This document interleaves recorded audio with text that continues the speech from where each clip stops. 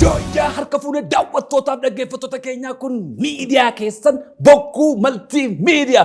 Bokkuu Maltiimiidiyaa sanbata duraa galgala sagantaa qaanqee show keessummaa isiniif furannee dhufnu har'as keessummaa tokkoon isiniif qabaa. Keessummaa kiyyattu ta'uu hin darbin dura kanneen sagantaa keenyaaf haaraa taatan YouTube chaanaalii keenya sabiskiraayipii godha akkasumas sagantaa keenya ispoonsara gootota hin daldala keessan beeksifachuu barbaadan lakkoofsa bilbilaa qalau nutti godha. Sagantaa guyyaa har'aa ispoonsara gochuun kan nu cinaa dhaabbate Buusaa Gonofaa Oromiyaati. Buusaan Gonofaa Oromiyaa balaa namtolchee balaa uumamaa hawaasa keenya irra ga'u baraaruudhaaf yeroo tokkos ta'e baatiitti miseensa taatanii waan dandeessaniin Buusaa Gonofaa cinaa dhaabbadhaa isiniin jedhu. Keessummaan kiyya har'aa har'a xiqqoo sadarkaan keenya artistii keessaa ol dabarree miseensa mana maree bakka bu'oota Itoophiyaa keessaa Dr. Abdusamad isiniif fidee dhufaa jira. Dr. Abdusamadiin lafa ol kaatanii harka walitti dhiqachuun naasii maxxaan isiniin jedha. Dr. kabajamu akkam jirtu? Fayyaa labistu. Nagaa keessa. Galatoomi. Fayyummaa. Jirta. Nooruu. Nagaa. Nagaadha. Fayyaa. Buusaa Gonofaa Oromiyaa. Duudhaa sirna gadaa. Wabii yeroo balaa uumamaaf namtolchee dhaabbatattiin hawaasni hirphamu ibsituu namoomaati.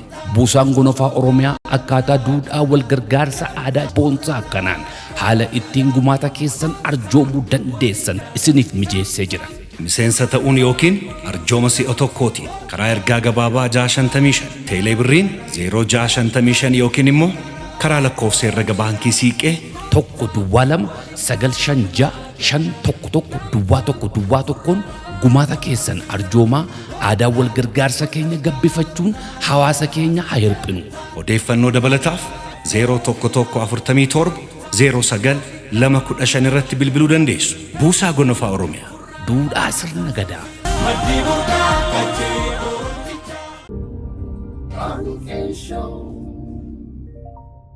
Egaa miidiyaa irra jira. Sadarkaan maqaan ittiin isin waamamu akka biyya kanaatti kabajamuu jedhamee waamama. Isin jedhama. Akka miidiyaatti garuu akka anaa of kalchitanii fi si jedhee yoon jalqabe. Of kalli rakkina hin qaban ni danda'a. Tokko rakkoon hin jiru. Hin danda'an. Dhugaadha. Egaa warri uummata bakka buutan kun xiqqoo adabamuus tikeettiin isinittiin kennamu jedhu hin kasasamtu jedhu waan baay'ee qabdudha naangoo. Dhugaadha.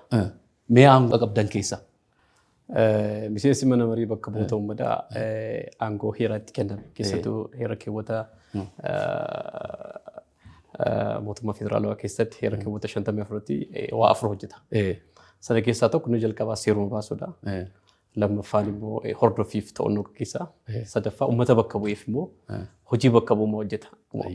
Gurra uummataa ta'ee afaan uummataa ta'ee uummata bakka bu'e. Gaafa uummata bakka bu'e jennu fakkeenyaaf ani naannoo tokko bakka bu'e dhufuun koo hin mala. Gaafa Itoophiyaa bakka bu'ee gaaffiiwwan yaadawwan rakkinawwan jiran baafnachaadha. Gaafannaa mootummaadhaaf dhiyeessine jechaadha. Sana keessattis immoo uummata immoo daayirektii filateessis immoo gaaffii misooma gaaffii bu'uura isaa kaafnachaadha. Inni afuraffaan hojii isaa hojii dippiloomaasii paarlaamaati. Paarliimantarii dippiloomaasii jedhan kana jechaadha.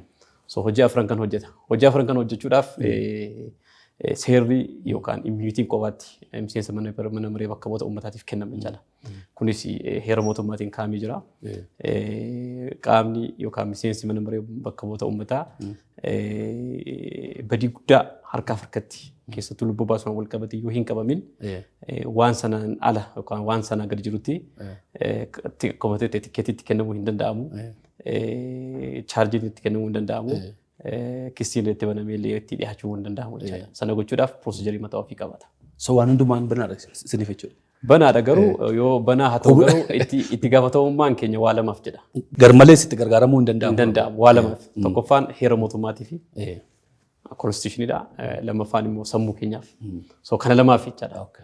So aksesiyumti waan namaa kennameef waan mirgi kun namaa kennameef haga dhumaa mirga kana fayyadamuunis dhorkaadha jechaadha. Dhorkaan inni seensi itti gaafatamummaan sammuu waan jiruuf namni sadarkaa kanaan dhufee uummata bakka bu'u. Kwaalitiin ni qabus, vaaliyuun, pirisimpliin ni qabus waan beekamuuf sanuma rabba dhaabbatee mirgi kun naa kennameera jedhee iddee hundatti shugguxii baafataa hin deemu jechaadha. Adda godhachuu qaba. Dhugaadha. Egaa kun jalqabuma anis yeroo jalqabaa kiyyaa nama bakka bu'aa uummataa nama ta'e paarlaamaa keessa miidiyaa keenyatti afeerree dubbisuuni xiqqoo aangoo keessanis argee afaanni koo yoo hidhameessan of galcha. Mee Dr. Abdusamad guddinni kee maal fakkaata? Galatoom ani kana ni dhaladhee godina Jimmaa aanaa Gumee magaalaa Toobbaatti Toobbaa jedhamti. Aggaroora kiiloomeetira 17 irraa aanaa Gumee magaalaa Toobbaatti dhaladhee guddadhee achumattan barnoota jalqabe. Achumattan barnoota jalqabee achumattan mana barumsaa Toobbaa sadarkaa tokkoffaa mana barumsaa Toobbaa sadarkaa lammaffaa achumattan baradhee preparatories illee achuma Toobbaa dhumattan baradhee faayinaalii medical saayinsii barachuudhaaf yookaan saayinsii fayyaa barachuudhaaf Finfinnee dhufee isa booda gaafa fixee koo yuunivarsiitii Jimmaatti internship yookaan waggaa sadhumaa achittan dalagee asumaan achitti hafeen achitti sadarkaa barsiisummaadhaan sadarkaa qo'ataadhaanii fi sadarkaa practitioner'dhaan achitti qacarame. Isa booda waggaa 5 ol eegin hojjedhe booda miseensa mana maree bakka bu'ootaatti dhiyeeffame jechaadha. Endazan sana booda illee dhiyeenya kana yoo agarteettan beeku sirna bulchiinsa fayyaatiin wal qabatee maastarsii koo yuunivarsiitii Jimmaarraa deengadda barreeffama dhimma kaanseeraan wal qabatu irratti hojjedheen maastarsii sanaan fixee jira jechaadha. Yeroo dhiyootti seermooniin eebbaa ni jiraata. Yeroo dhiyootti akka affeeramnu guddaan qaba. Dooktar Abbaa Ijoollee meeqati? Ana Abbaa Ijoollee tokkooti. Ijoollee kanas mucaan kiyyas mucaa dhiiraa bareedaan qaba. Maqaan isaa Ihsaan jedhama yookaan Boonaa innee waamna afaan Oromootiin. Reef ji'a 7. Mucaan illee mucaa seenaati. Egaa hajjii deemnee rabbiin kadhannee booda mucaa bareedaa arganne. Mucaa akkasiiti. Mucaa bishaan zamzamaatiin dhalate akka aadaa keenyaatti. Yaama saraa deemteetti mucaan sheekota bira nanneedha. Alfakee. Egaa Dooktor dhaloonni kee Jimmaadha. Uummatuma sanas bakka buutee eddana jirta. Barumsi kee jalqabaa meedikaal dooktarii? Meedikaal dooktarii. Achumatti ittiin hojjette Jimmaatti? Achumatti yuunivarsiitii Jimmaatti akka barsiisaatti, akka qorataatti fi akka practitioneriitti achumatti hospitaala yuunivarsiitii Jimmaa hospitaala guddaatu jira specialized teaching hospital. Hospitaala akka biyya keenyattis illee Xuqur Ambassaa ta'anii hospitaala guddaadha. Hospitaala namooti fayyaa baratan baay'ee barsiisu sadarkaa speciality fi speciality hospitaala baay'ee guddaadha. Akkamitti murteessitee gara filannootti galte? Agartee gaama biyya kana keessatti wanti nuun taane jiru gaafa qabsoodhaan wal qabatee illee waa hedduu hawwiina ture biyya keenyaaf keessattuu baroota darban keessatti sirna darban keessatti akka hin taaneef seentarii kanarraa fageeffamnee ture. Seentarii sana keessaa wanti nu fageeffamneef tokko representeeshinii sirrii waan hin qabneef. Lammaffaa namootumti deeman immoo kallattii qixa ta'een gaaffii yookaan koonstarnii uummanni keenya kaasee sirriitti waan hin kaafneef yeroo hedduu uummanni keenya akka waan bakka bu'ameetti yookaan fiil ripirezentet ta'etti imooshini yookaan fiilingii sana hin qabu ture. So bu'uuruma kanarraan gaafa inviteeshinii naa dhiyaatu waan sana fudheen mootummaan kun mootummaa keenya paartiin kunis paartii keenya ce'isuu qabna kan jedhuun ejjiruun itti galle yeroo sana chaalenjii guddaa ture akkuma beektu so chaalenjii sana keessa dabarfannee uummata nu jaallate speeshaalee uummanni aanaa Gumee uummanni aanaa Diddeessaa filannoo isaa dhiyaateen nama 2-3 ta'anii dhiyaannee filannoo isaa dhiyaateen filannoo isa nu wayya kan jedhu uummanni filannaan akkasittan dhiyaadde paarlaamaa keessatti yeroo baay'ee namoonni akka kanatti filataman achi dhufanii yeroo barcuma duwwaarra taa'aa oolu malee hojii biraan qabu waan jedhamu faatu jira. Hojiin keessa akka hawaasa keenya akka barate. Akkuma jalqaba silasii kaaseen ture paarlaamaan hojii gurguddaa afur hojjeta. Inni jalqabaaf inni murteessaa legislationii yookaan seera baasudha. Seerri kun gaafa ba'u wanti hunduu seera barbaada poolisii fireemworkii barbaada biyyi sanaan hoogganamti. Seerri kun gaafa ba'u tokkoffaa fayyadamummaa uummata bakka buudee giddu galeessa godhachuu qaba kan jedhu irratti xiyyeeffannoo addaatiin seerri sun baay'achaadha. Kanaaf inni guddaan seera baasudha. Seera ba'u sana keessatti immoo biyyi akkam fayyadamti uummanni keenya akkam fayyadama kan jedhu sirriitti ilaalamee ba'a. Inni lammaffaa fi inni murteessaan gaaffii dhumti uummanni keenya gaaffii kumaa kitila qaba biyya kana keessatti. So gaaffii kumaa kitila biyya kana keessatti qabnu kan artikuleet goonee qaama ilaallatu dhiyeessa jechaadha. So kun hojii guddaadha. Garuu akkuma aadaatti keessattuu paarlaamaan sirna darbii keessatti akki paarlaamaan itti hubatamu keessattuu yeroo ihadii keessatti namootiin paarlaamaa galan namootii lallaafuu gaaffii kaasuu hin dandeenye baay diizaayin godhamanii waan galfamaa turaniif sun akka rakkoo tokkoo fi hawaasni keenya illee ilaalcha kana akka qabaatu godhee jirachaadha. Ammarraa keessattuu eegii mootummaan jijjiiramaa kun dhufee jijjiirama guddaatu jira. Anuu qaama kiyyeeyyuu jijjiiramatu na fide. Miseensa OPDO ta'een beeku. Miseensa ODPs illee hin taane. Ati erguma jijjiiramni kun dhufee eeguma jijjiiramni kun dhufee bakkee teenyee waa hedduu hojjetaa ture yeroo qabsoo jijjiiramaa sana keessaa qaama keessaa faalaan taanee garuu miseensa paartii isaanii hin turre. So gaafa carraa kan argannu keessa gallee hojjenne jijjiirama guddaa uummata keenyaaf fida kan jedhurraan itti seenne jechaadha. Kanaafuu kana waan ta'eef inni kan duraanii garuu understandingiin akkasii wanti uumameef yookaan hubannoon akkasii wanti uumameef sirna darbeetu paarlaamaa akkasitti dizaayin godhe. Paarlaamaan akka warra fiitii rafu akka gaaffii hin gaafanne akka waan qofa baasu godhamee. Yoo gaafatamanis barreeffamee itti kennamaa jedhu. Kun dogongora sobas. Gaaffii barreeffamee itti kennamu malee gaaffii mataa isaanii hin gaafatamu. Sobas. Paarlaamaan akkuma siin jedhee seerri paarlaamaan dambii ittiin bulmaata jira. Dambii lakkoofsa 6,2008 dambii ittiin bulmaataa jira.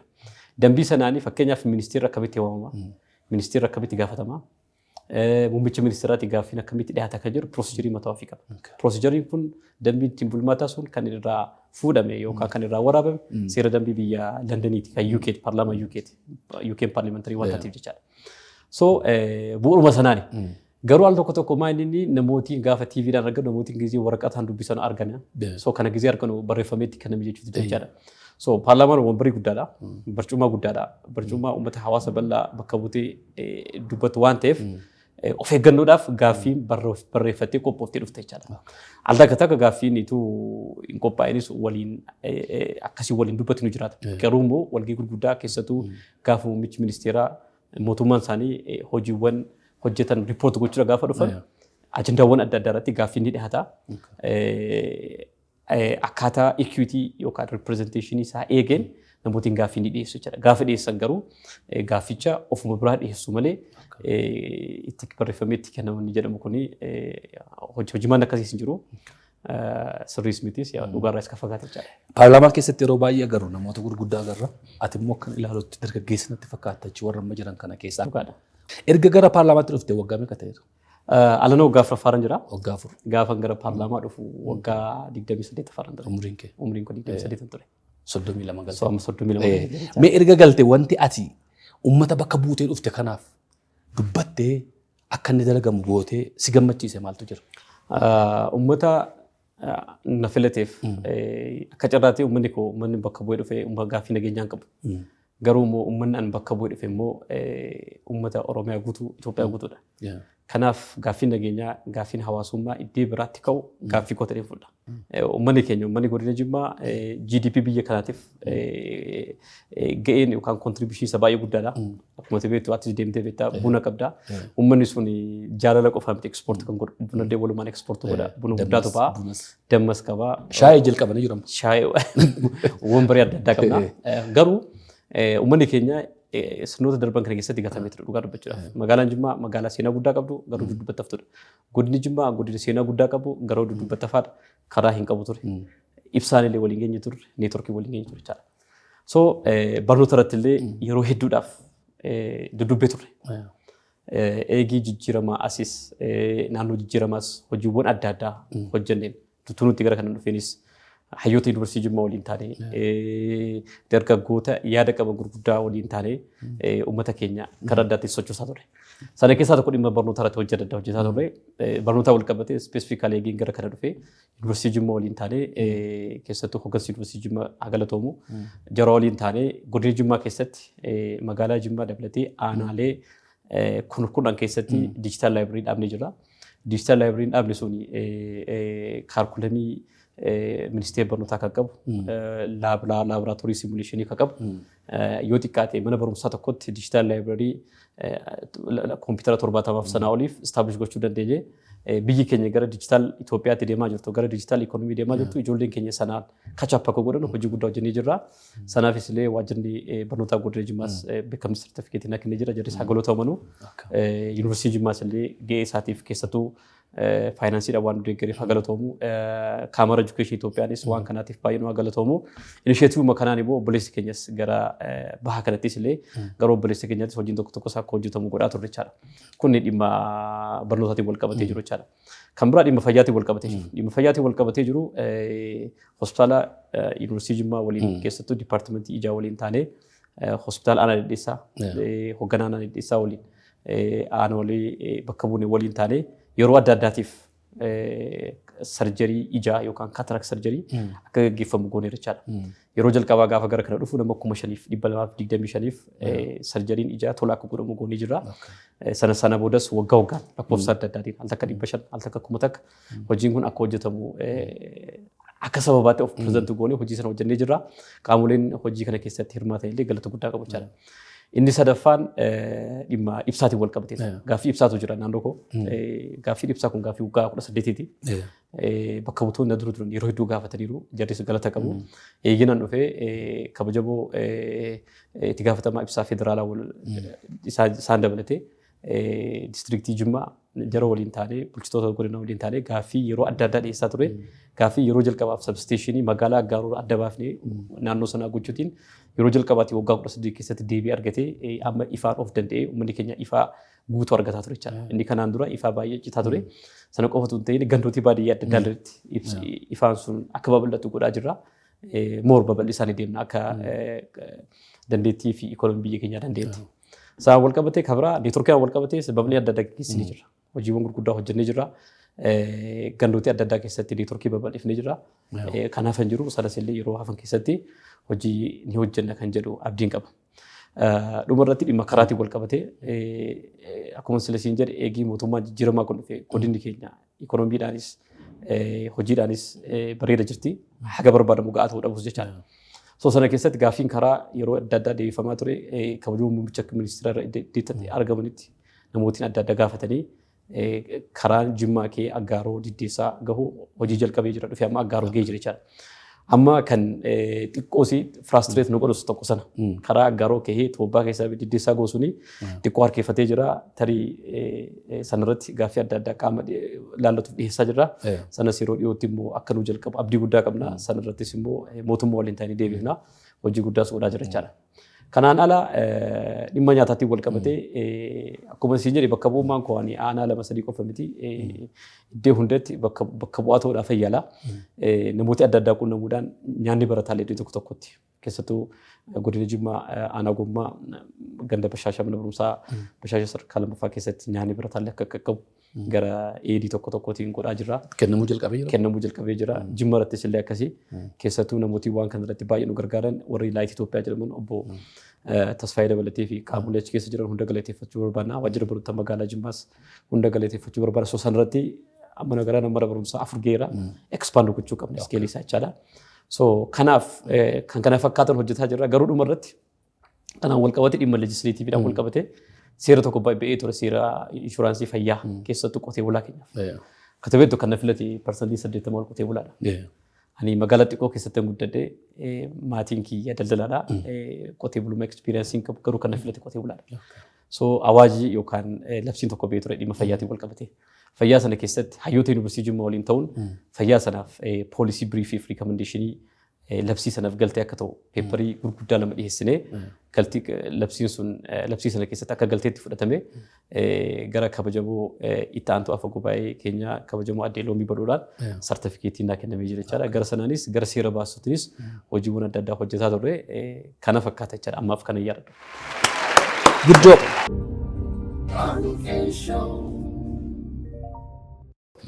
Daawwattootaaf dhaggeeffattoota keenyaa sagantaa guyyaa irraa isiniif furannee dhufne bakka bu'aa mana maree uummattoota Itoophiyaa Dr. Abdii Samadii wajjin turtii qabaachaa jiru akka bu'aaraa jirtaniif waan baay'ee irraa barachaa jirtan abdii guddaan qaba. Aga xumura sagantaa keenyaatti nu waliin turan afeerraa keenya yeroo hundumaatti sagantaa keenya guyyaa irraa ispoonsor gochuun kan nu cinaa dhaabbate Buusaa Gonofaa Oromiyaati. Brighton Motorsis galata guddaa qabdu. Kanneen sagantaa keenya ispoonsora gootanii daldala keessan beeksifachuu barbaadan lakkoofsa bilbilaa kanaan nu bilbilaa jenna. Doktor egaa anis miidiyaa irrattis yeroo baay'ee akkuma argaa jiru Jimmaas jalqaba biyya kana gaafa dhufe achi naqe. Dhugaadha. Mootummaanis yeroo baay'ee gaafa namni nama daawwachiisuu ka'u fakkeenya Oromiyaa fudhatee Jimmaa nama fuudhee deemu. Jimmaa keessa jijjiirama baay'ee jira. Misoomni magaalaa sana keessatti gaggeeffamaa jiru jechuudha. Kun sababii muummichi ministeeraa achii dhufan immoo iminuma keessaniifatu wanti goggoramaa jira. Oromiyaa biraarraa adda ta'e jira. Waan baay'eetu qonnaan magaalaa keessaa durillee shaayeen qabamu turanii amma shaayeen qotuu ruuzii qotuu Jimmaa keessa olii gad deddeemee ilaaleera. Erga koriidar limaatiin kunis jalqabe immoo fakkeenyummaa guddaan akka Oromiyaattis achi keessa jira. Ifaan kun maal kun magaalaan babbareedaa jira. Iccitiin kanaa mee maal homeen? Iccitiin kanaan jalqabaa uummatuma keenya dhugaa dubbachuudhaaf. uummanni keenya uummata nagaa barbaadu nagaa isin eeggata sirriitti kan nagaa hin jiru uummanni biraa nagaa barbaadu jechuudha. Garuu uummanni keenya waa'ee nageenyaa kana sirriitti beeka. Vaaliyuun nagaa qabus illee baay'ee olaanaadha. Lammaffaan yeroo adda addaa kanumaan dura amma qofatu hin kanumaan dura poolisiin diinagdee, poolisiin qonnaa, poolisiin fayyaa wal qabatee uummata sana gaafa fidduu harka badhiifatee fudhata uummatichi. Hin gaafatus. Sadaffaaf inni guddaan uummanni Jimmaa, uummanni godina Jimmaa akkuma beektu mootiidhaan bulaa ture. Keessattuu mootii Abbaa Jifaariin bulaa ture. Uummatichi state mentality qaba. Dhugaa dubbachuudhaaf. State mentality waan qabuuf tartiiba mootummaa kana ni kabaja. Gidee waa jedhu. Abbootiin amantaa maal jedhan jedha. Abbootiin keenya maal jedhan jedha. Sadaffaarratti immoo mootummaan maal jedhee gaafata. Kuukaa dhufee duwwaadha ka'ee miti state mentality waan qabuufi. So bu'uuruma sanaan poolisiiwwan akka Oromiyaattis gadi bu'an, akka biyyaattis gadi bu'an implement gochuudha. Iddechi yookaan fireemichi baay'ee mijataa waan ta'eef jechaadha. Inni lammaffaaf immoo inni dhoksuun qabni immoo kabajuu muummicha keenya nu keessa dhalatanii sanaaf galata guddaa qabna. Gaafa nu keessa dhalatan garuu Itoophiyaadhaaf kennan. Kanaafuu bakka bu'ummaan isaanii uummata Itoophiyaa guddaadha jechaadha. Kanaaf muummichi keenya sadarkaa Itoophiyaatti qofallee gad xiqqeessuun barbaadu Afrikaaf illee dawaanii ta'uu jennee abdanna. Kana waan ta'eef muummichi keenya Itoophiyaa waan bakka bu'aniif waan nu keessaa ba'aniif galateeffata garuu jijjiirama isaan jalqaban kana utuu keessattis immoo akka ilma keenyaatti ni eegganna jechaadha. Namni Jimmaa yeroo tokko waa tokko keena maal jedhee seetanii yeroo adda addaa keessatti nuti adurree miti ilma keenya hin nyaannudha. Jalatti hin nyaannu. So aadaa akkasii qaba. Yooti balleessite si gorfata. Kanumarraa ka'uudhaan uummanni keenya gara adda addaatiin gaafa jijjiiramni kunillee namootiin jijjiirama hin barbaanne galatti adda addaatiin waraansa nuti baran kan jalqaba namooti kumaatamaan ilma isaa kan kenne godina Jimmaati jechuudha. Kan godina biraa akkuma jirutti ta'e. Kan mootummaadhuma kanaaf simannaa guddaa godhee jalqabachi kumaatamaan gadi. Dhugaadha kumaatamaan gadi qabee kan simannaa godhellee isa. Gaafa warri kaabaa warri duraan bitaa ture gaafa illee waraana nuti banan kan jalqaba ilmoo isaa kumaatamaan kenne annan yaadadha riippoortii tokko. Yoo nu gongodhe namooti 40 ol marsaa 2-3 namoota akka deeman yaadadha beelleefii waliin turichaa. So namni isaa ilma isaa qofatu hin ta'in indaanqoo isaa qofatu hin ta'in lubbuu isaa kennuudhaafis jijjiirama kanaaf qophiidha. I think qophiin jijjiirama kanaaf qabutu gara uummata kanaa gaafa poolisiin fayyaa, poolisiin dinagdee, poolisiin qonnaa gaafa dhufu fudhatee hojiirra oolchuudhaaf hin rakkatu jechaadha. Hooggantoonni naannoo sana bulchanus illee hin rakkatan dhugaa dubbachuudhaaf. Jabaatee fudhatanii waan mootummaa itti kennee uummatis waan fudhatuuf hojiirra oolchanii bu'aa isaas yeroo xiqqaatti arguu danda'u jechaadha. Kanaafuu bu'uurri isaa uummatuma keenya iccitiin isaa kanuma jechuudha. Iccitiin isaa kanuma uummatummaa irraa madda. Akkuma gadi bu'ee simatetu misooma kanas simate. Dhugaadha. Mootummaanis yeroo baay'ee akkuma sila siin jedhee fakkeenya kan godhatee nama daawwachiisu achi. Dhugaadha. Waan baay'ee jijjiiramaa jira. Jabaadhaa. Akkuma kee kana muummeen ministeeraas achi miti kan filataman jalqabe. Dhugaadha. Paarlaamaa kan galeessa. Paarlaamaa aanaa gummaa keessatti filatamanii aanaan kiyyaa fi kan isaanii waluma bukkeedha. Gaafa kan koo dhumu kan isaanii dhumu ani itti fufa. Waluma bukkee jira jechaadha. Ammas gaa asittis gaa maaltu dallaa waliiti. Gaaffilee yeroo darbe waa'ee nageenya Oromiyaa keessa jiru wajjin wal qabsiisee paarlaamaa keessatti gaafatteeni gingilcheen turan illee guyyaa sana baay'een gammade. Maaliif tokko duraan Dr. Abdii Samad eenyu akka ta'e hin beekun ture. Guyyaa sana garuu uummata iyyaa fi ture sanaa fi uummati sun kan bakka bu'ata ta'e dhufeetu naannoo sanarraa dhufan hin dubbatin. Ati garuu quuqamni uummataa kun sitti dhaga'ame waa'ee nagaa uummataa sana dubbatte. Gaaffileen sunillee miidiyaa irratti akkuma agarra jechuudha. Gammachuu guddaan irraa qabaa si galateeffadheerallee mootummaadhumatu beekaa akka inni gaafatu godhee jedhu. Gaaffiin sun eessaa dhufee viidiyoocha taphachiifne walitti deebina. ባለፉት 3 ዓመታት በኦሮሚያ ክልል በምዕራብና ደቡብ ኦሮሚያ ከታጣቂ ኃይል ጋር በሚካሄደው ግጭት በርካታ ህይወትና ንብረቶች ወድመዋል፣ እየወደሙ ይገኛሉ። ኦኬ ዱራን ዱርሴ ነሞቲን ኢዴሮ ኮን ነገኛ ጅሩ ከነ በከቦኒ ዱፈን ዱጋ ጀራሌ ለፈካውን በርባይሳ የሮ አዳዳ ገራ አዳዳቲን ካፊኒ ጋፈት ዱጋ ዱበጅ የሮ ሰነ ኬሳ yerooni ani gaaffii kan kana gaafadhe amata lamaan dura yaadatti yote waggaa lamaan dura gaafadhu kallattii adda addaatiin namootiin yookaan bakka bu'oonni naannoo Wallagga bakka bu'uun dhufan Gujii bakka bu'uun dhufan kabiraas Oromoonni biraas Oromoon wal waraansa keessaa bahuu qaba Oromoon nagaa argachuu qaba rakkina keenya teenyee waliin dubbachuu qabna ka jedhu kallattii adda addaatiin kaasaa ture jaris kaasaa turan jechaadha ያው kun ጊዜ ከው yeroo adda addaa akkuma koo kana gadi ba'anii carraa argatanii hin dhiyeessine malee yeroo adda addaatti haga Afrikaa Union deemna jedhanutti kan ga'an turan jechuudha walumaan taane. So ijoollee wanni yookaan bakka bu'oonni waan kanarratti contribute godhan baay'eetu jiru. Sanada recognize gochuun barbaada. Inni lammaffaa gaaffii kana gaafa dhiyeessu akkuma ta'etti gaaffii jabaadha. Waggaa lama dura afurri Itoophiyaa keessa ture. Afur Oromiyaa keessa ture. Waa'ee nageenyaa kaasuun rakkoo ture. Barreessuu waliin rakkoodha Feesbuukii dhuunfaa keessatti. Miseensi mana maree bakka bu'aa uummataa barcumaa kabajamaa irra taa'ee gaaffii akkasii dhiyeessuun symbolic implication isaa jabaa ture suuqaa dubbachuudhaaf. Riiskii illee ofirratti kaalkuleet godhanii fudhachuun ni gaafate yeroo sana. Garuu haa ta'uti gaaffii kana dhiyeessuudhaaf qophaa'u eenyuyyuu hin beeku dhugaa dubbachuudhaaf. Haati mana kiyyallee yeroo tokko hin haasofna kanallee ittiin himne. An ofumaaf murteeffadhee Oromoon ammaan booda wal waraansi ni gaha. Biyyi keenya nama badhaasa Noobeelii nagaa qabu bulaa jirti. Gaaffii kana gaafachuu kootiin wanti narra goosii yoo jiraates nan fudha jedhee kan gaaffii kana dhiyeessi dhugaa dubbachuudhaaf. Gaafa gaaffii kana dhiyeessuudhaan murteeffadhee dimokiraasii ispeesiin paarlaamaa keessa jirus illee haga ta'e abdachiisa haga ta'es nan beeka. Yoo hin taanes garuu uummata bakka buunee waa'ee nageenyaa gaafachuu keenyaatiif illee wanti dhufu yoo jiraates fudhachuudhaaf illee qophiin ture dhugaa dubbachuudhaaf. Akkuma jedhame yaanni sila kaafte muummicha itti kenne malee sadarkaa kanaan onnee qadhatanii hin gaafatanu. Si qofallee miti bakka buutootumtiin tokko. Namootiin tokko gaafa gaaffii sana gaafadhee beekizeen bilbila fudhannee hin galu bilbila hedduutu jiru. Namichoo mataasi dhukkuba kana manaan jedheetu jira. Maal jennaan gaaffii gaafate ati barteetta. So meentaalitiin nama keenyaa tokko keessattuu gara riiformii keessa waan jiruuf akka sirna durii kana gaafatteef kana haasofteef uleen sirra bu'aatti namni kun mataasaa keessa jira. Sanarraan ka'uudhaaf yaadatti sila naa kaaftes namootiin nutti dhihoo jiran illee namootii sirna kana keessa waliin jirus namootii gurguddoo jenus illee waan akkasii dhiyaataa ture jechaadha. Akkuma isin jedhe tokkoof tokko gaaffii kana itti amanee itti yaadeen gaaffii uummata bal'aa waan ta'eef an jimma yoo ta'es jimmi nagaa yoo ta'es wallaggaa bahuu wallaggaa dhiiguu gujiidhaa dhiiguu waan an qobaatti gammadu jaratti fakkaataa tarii I don't know. Karuu wanti dhufees hin jiru muummichi illee gaaffii sana sirriitti adrees godhee viidiyoo tokko fana namatti ergaa ture gizeen gaafadhu fuula nama tokko fanatti himaa turan yeroo sanana. So wantichi dhagahamee hin beeku. Dhagahamees hin beeku. Muummicha ministeeraa fuuldura leeviliitti kaases illee waa'ee nageenyaa qofa hin kaafne achirratti yoo agartee kontekstiin gaafficha amma gona gaafficha na bira jira.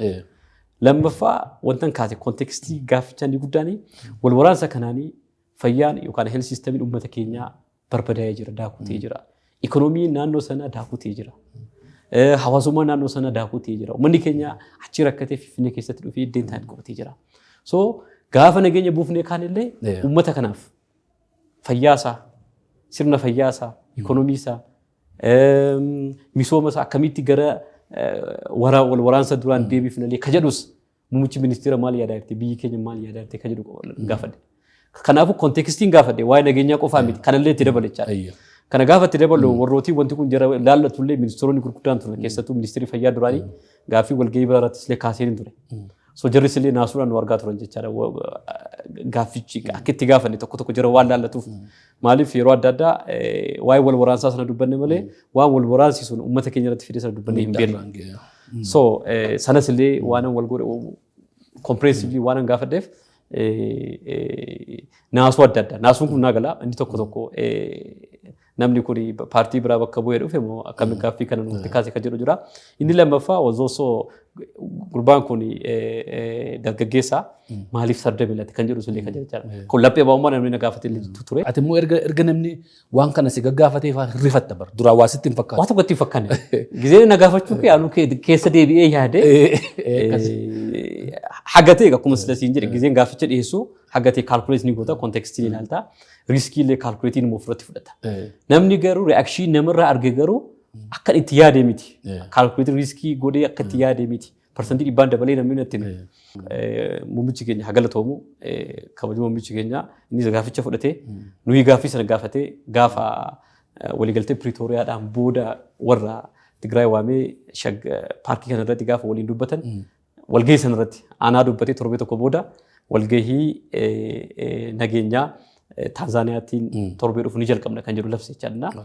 Angaafas egaa akkuma isin jedhan Islaamaa Musliimaa ani sujuudiin waa dubbachuudhaaf Rabbiin an galateeffadhe. Gaaffii yeroo sana gaafannee muummichi keenya sadarkaa kanaan dikileer godhee hafashala waamanii illee yeroo tokko lama Taanzaaniyaatti haasaan sun godhamee diskashiin sun godhamu isaatii afurii nagaa kun dhufee amma nu weeraree jira jechuudha afurii nagaa. Kanuma wal qabatee amma hedduu kanas wanti nu arginu kabajamuu jaalsanyiinis obboloota yeroo wajjiniinis kumaataman jedhii galanis nageenyi gara gidduu kana keessatti arganne kunis akka fiixaan nu ba'us illee abdiin qabas illee gammachuu guddaan qaba. Kanuma wal qabatee nageenya gidduu galeessa irratti illee finne kanallee lixa irrattis gara Gujii kana irrattis akka finnu abdii guddaan qaba. Inshaallah. Egaa maaliifan kana siin jedhee amma mentaalitiin warra amma biyya geggeessaa jiran kun muummichaa jalqabee dargaggoota. So waan keessa dabarre kana ni beeku. Namni keenya immoo isa durii sana beeka waan ta'eef paarlaamaa fuuldura teessee muummicha ministeeraa fuuldura teessee waan akkasii kana dhugaaf talkanuma sana waan si dhabamsi waan faatte fakkaata. Dhugaa. Jijjiiramni kun akka jiru akka namni hin barre.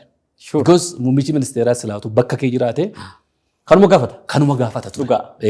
Kun immoo isaan immoo hammam sammuu isaanii anumarraa kaasee nan beekama. Miidiyaa tokko agartee yoo ta'e Itoophiyaan Heerlaand kan jedhanuun anaaf muummicha wal bukkee godhee baase. Paarlaamaa keessatti dhimmi nageenya Oromiyaa ajandaa guddaa ture de beektaa warri biyya kana miidiyaa qabatee jiru akka dubbiitti maanipuleet godhu ni beeka sii galee dubbichi baay'ee ol kaasee asiif akka waan taabuu cabseet godhee dhiyeesse. So sii gala dubbii waan ba'ameef jecha garuu muummichi illee tuddee ko taa'e kanuma gaafata. Kabajamuu itti aantu afa gubaa'een itti aantu nafayyaan keenyatu dhufte tuddee ko sana turte isii sanuma gaafatti jechaadha. Uummata keetiif. Uummata kanneen bakka buutee nageenyas. Barcuma guutuuf otoo hin taane uummati kee immoo uummata baasa ta'uu dhiyeessa ta'uu wallaggaa dhufuu gujee dhufuu jimmaa dhufuu Oromoodha Itoophiyaa bakka buutee jirta waan taateef miidhamni gujiis miidhamni walloos miidhamni Gondaris miidhama kanuma hunda keenyaati. Kan immoo egaa gaafiin gaafatina jedhamee miti kan achi jirtan kan namnis baruu qaba. Inni immoo silasiin jedhama gaafa Dambireelloo dhaqee viidiyoo waraabaa magaalaa keessa deemaa ture. Ani waan natti hin fakkaanne yommuu sana uummata koo gidduun jira jedhee. Gaafa Finfinneetti achi ol deebi'u bilbilli koo guyyaa guutuu iyyaa maaliin maraattee naan jedhan jechuudha. Deebi'een iyyuu rifadde isa namni akkan naan jedhudha. Nafi koo achi keessatti argamu rifan. Haalli isin yeroo sana itti turtanis bu'aan argamaa jira. Hanga tokko waan mul'achaa jira. Waaqayyo na galatu. Wanti waliin iyyaa turre. Mee erga uummata kana uummata bakka buutee paarlaamaa keessa galtee wantoota hojjetamerraa waan baay'ee dubbanneerra. Yeroo hafte kana keessatti immoo utuu naa milkaa'aa jedhee hawwee jettee wanti yaaddu yoo jiraate maal tafe? Waa lama.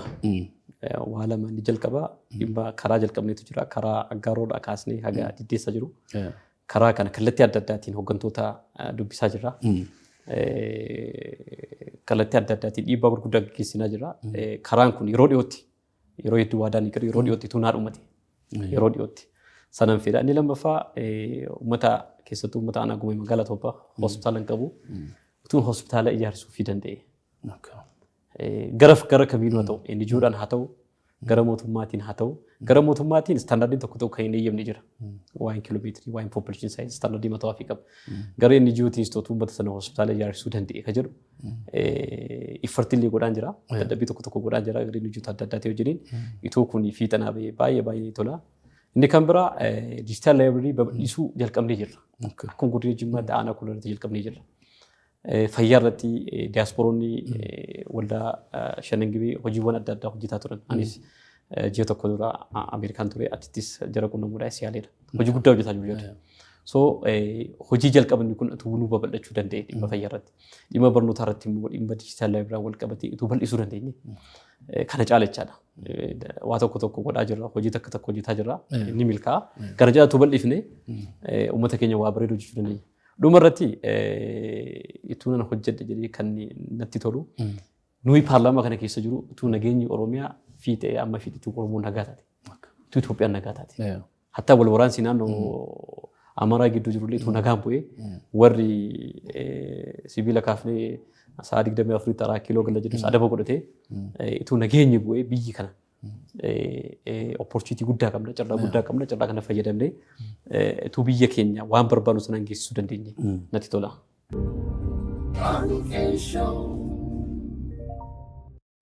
Hayyee baay'ee galatoomi.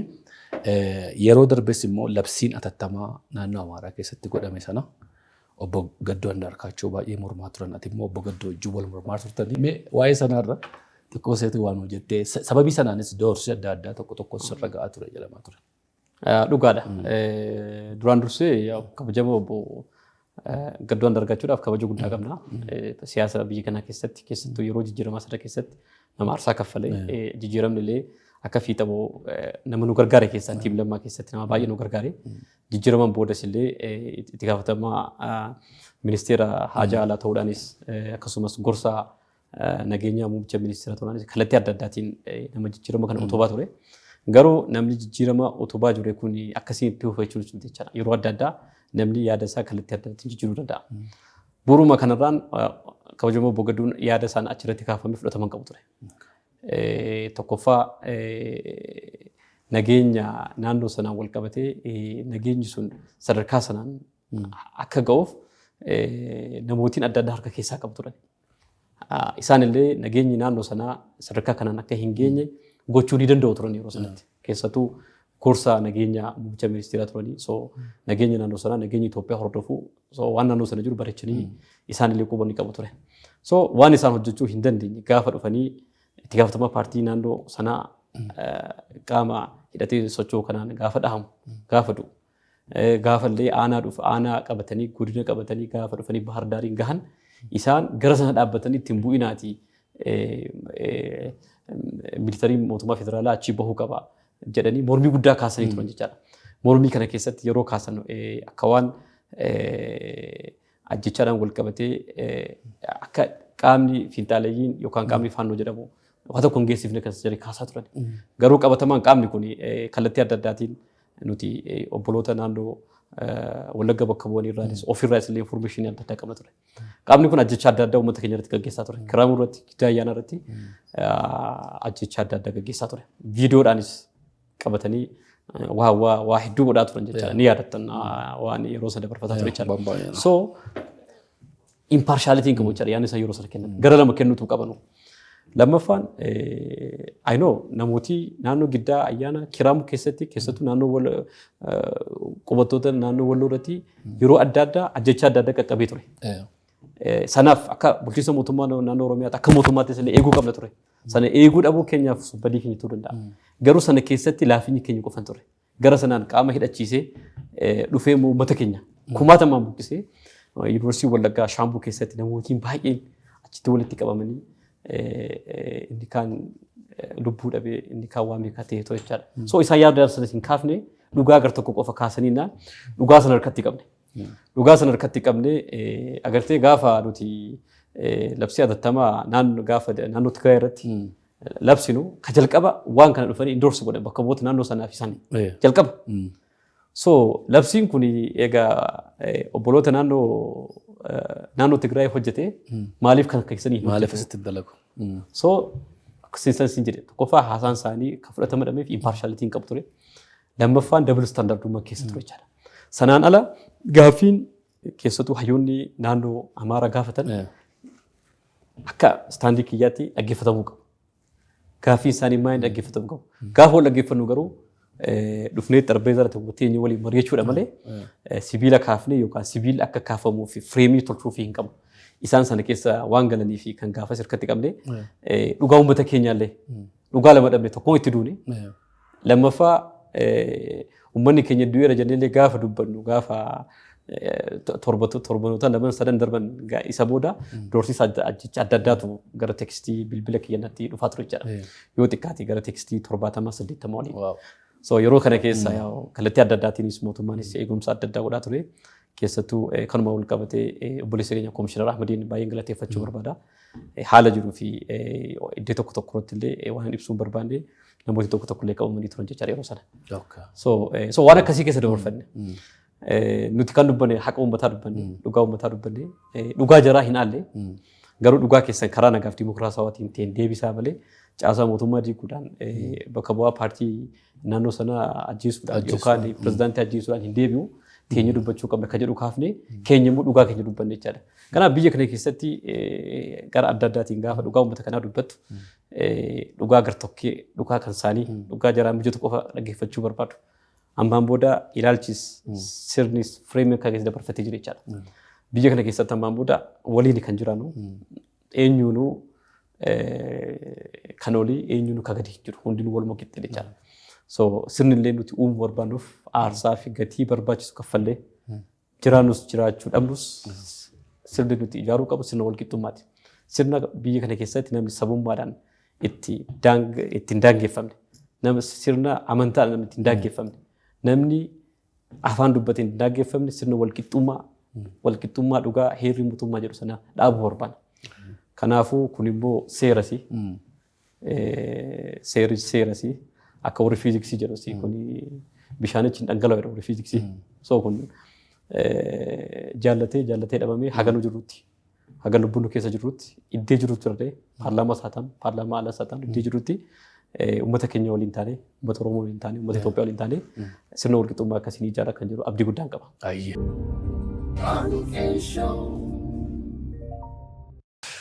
Hayyee baay'ee galatoomii Dooktor. Egaa akkuma kanas namoonni si doorsisan jiraachuu danda'u. Namoonni immoo gaaffii ati gaafattirraan gammadanii sii bilbilanoo. Gabaa uummata keetiiti. Baay'eetu jira baay'ee. Jalqaba irra suma. Atilee naan bilbilee si yeroo sana waliin beeku namatu viidiyoo keenyatti erge. Si hojjetee sagantaa torbee lama ka ture torbee doorsisaa ture anarra. Torbee doorsisaa lama sana keessatti namni natti dhiyaatu wayii viidiyoo ati hojjette natti erge. So jalqaba kan galateeffadhu si paarlaamaa keenya paarlaamaa mootummaa federaalaa rikoonaayiz gochuu keetiif gaaffii uummata kaasuu keenya rikoonaayiz gochuu keetiif si galateeffachuu barbaada. Lammaffaa namootiin adda addaa biyya adda addaatiin namootiin gammachuu qaban namootiin namni kun dhugaa Oromoo haasa'ee kanaaf ni galateeffanna ka jedhan namootiin hooggantoota dabalatee namootiin biyya alaa jiraatan kallattii adda addaatiin naa bilbilaa turanii bilbilama keessa inni tokko kan nama tokko gara alaa kana Biraayiten irraa naa bilbilee siinaan oon jedhame ati waa lama qabdaa yookaan iddoo guddaa keessa yookaan ni duutaa ilmoo qabdaa naan jedhe. So gaafa akkas naan jedhu hanganaa ilmoo horanne sii galee. So asuma rabbiin kadhachuu jalqabne yaa rabbi ilmoo nu kenna amma ilmoon barbaachisee jechuu jalqabne. Argatte alhamdulillah asumaan ji'a tokko booda haati manaa kiyyaa ulfooftee. So akkas ture so yeroo bareeda dabarsee rabbiin galanne kamiifuu. Haasaan keessunis uummata wajjinis immoo walitti si fideera. Dhugaadha. Yeroon isaatti yeroo dhumu barbaachisaadha. Dhugaadha. Meegaa yeroon keessanis gama paarlaamaatiin gara xumuruurra jira. Gara fuula duraatti Dooktor Abdusamad irraa maaliin? Gara fuula duraatti ani ogeessa fayyaati. Maastarsii kiyyas sirna bulchiisaatiin ani dhiyeenya kan Yuunivarsiitii Jimmaarraa fixe. So fayyaa keessatti hojjedhama booda. Siyaasa keessattis iddoo mootummaan itti naamanetti iddoo paartiin bakka bu'ee itti naamanetti iddoo itti naramadetti fi mufii tokko malee mootummaa keenyaaf uummata keenyaaf paartii keenyaaf bareechee hojjechuudhaaf ammas qophii guutuun qabachaa. Malee isa gara fayyaa jettu kana xiqqoosee achi baay'ee qabna waan ta'eef. Baasi. Amma moor asitti kan shaakalaa jirtu waan ta'eef. Dhumarratti egaa sagantaan keenya warri ammallee paarlaamaa dhumarraa baateeti asitti kan wal agarre yeroo kee sirraan fudhadhu hamma hona qabaannitti ulfaadhu ergaa isa xumuraa yoo qabaatte hawaasa keenyaaf daawwattoota. Hawaasa keenyaaf daawwattoota keenyaaf wal jabeessuu qabna. Keessattuu nuti akka miidiyaan qabnu miidiyoota illee qaban kanallee jabeeffachuu qabna kallattii adda addaatiin. Inni lammaffaa uummanni keenya bal'aan hawaasni keenya kaalchiraal soosaayiitiidha. Garuu poolitikaal soosaayitii ta'uu jalqabuu qaba. Uummanni keenya hayyoota keenya dabalatee hayyoota nama uumullee dabalatee dhimma sabaa irratti dhimma biyyaa irratti nyaaraan wal hubachuu danda'uu qabna. Waa hunda walitti himuun dirqamaa miti nyaaraan wal hubannee galma gahuu dandeenyu sanaaf galma gahuu qabna. Adeemsa kana keessatti immoo badiin jiraachuu danda'a. Wal nuffisuutu jiraachuu danda'a. Gaafa wal nuffisiisnu gaafa badii balleessinu illee haga wal cabsinu illee deemuu hin qabnu. Giddu galeessa kanarratti wal eeguu danda'uu qabna akka nama dargaggeessa Oromoo tokkotti kan gorsuu barbaadu. Dhumarratti hawaasni bal'aan keessattuu uummanni aanaa gumay uummanni aanaa dhedheessaa na kabajatanii na jaallatanii na filatanii akka miseensa mana baree bakka bu'u uummataa nu gochuu keessaniif baay'ee ulfaadhaan jedha. Inni lammaffaan paartiin badhaadhinaa keessattuu pirezidaantiin paartii keenyaa kabajamoo abbaan nagaa keenyaa Dr. Abiy Ahmedis carraa dargaggootaa kennaa jirtu carraa kana waan nu kennitaniif ulfaadhaa galatoomaa jechuun barbaada. Dr. Abiyyi abbaa fiixaati miti bakka isaa. Dr. Abiyyi abbaa fiixaati. Ankee hoo eenyudha? An Dr. Abdulsamad Hussein. Abbaan qabu kan. Abbaan gara duddubbee keessa jira. Egaa misooma Jimmaa keessatti godhamaa jiru irraa immoo guyyaa tokko egaa siiniin bakka si buufadhaa. Yoo Tijjaaniin dhufee asitti dubbata ta'ee fi guyyaa tokko asitti qabnee immoo waan achitti hojjetamaa jirus hawaasi keenya akka baruu fi fakkeenyummaa Jimmaa waan baay'een fakkeenya guddaadha. Nagaan ishee, misoomni ishee, bulchisoonni Tijjaaniin faayu yeroo deemee argee akkaataa isaan itti uummata wajjin jiraatanii hawaasa biraatiif fakkeenya akka ta'uu fi kabajamoon egaa isin yoo iyyamtanii guyyaa tokko isaan mooddanatti fidnee gingilchinarraa. Isaan dhufan. Ayyee. Ulfaadhaa galatoomaa. Ulfaadhaa galatoomaa.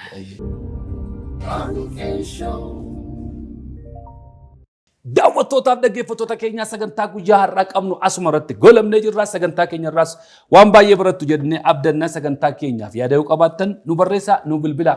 Sagantaa keenya ispoonsara gootanii daldala keessan beeksifachuu barbaaddan lakkoofsa bilbilaa kanaan nu bilbilaa. Sagantaa keenya guyyaa irraa ispoonsara kan godhe Buusaa Gonofaa Oromiyaa balaa namtolchee balaa uumamaa hawaasa keenya irra gahu yeroo tokkos ta'e baatii baatiin miseensa taatanii nu cinaa dhaabbadhaa isiniin jedhu. Brighton Motors baay'ee galatooma. Dr. Abdulsamad horaa bulaa ulfaadhaa. Viidiyoo guyyaa irraa waraabuudhaan gulaalli isaa yoomis baay'ee galatoomi. Nagaatti isiniin jenna. Buusaa Gonofaa Oromiyaa. Duudhaa sirna gadaa. Wabii yeroo balaa uumamaaf namtolchee dhaabbata ittiin hawaasni hirphamu ibsituu namoomaati.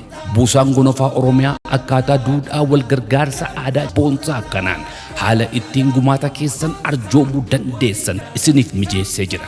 Miseensa ta'uun yookiin arjooma si'a tokkootiin karaa ergaa gabaabaa 655 teelee birriin 0655 yookiin immoo karaa lakkoofsa herrega baankii siiqee 1-2-956-511-1 gumaata keessan arjoomaa aadaa wal gargaarsa keenya gabbifachuun hawaasa keenya haa hirphinu.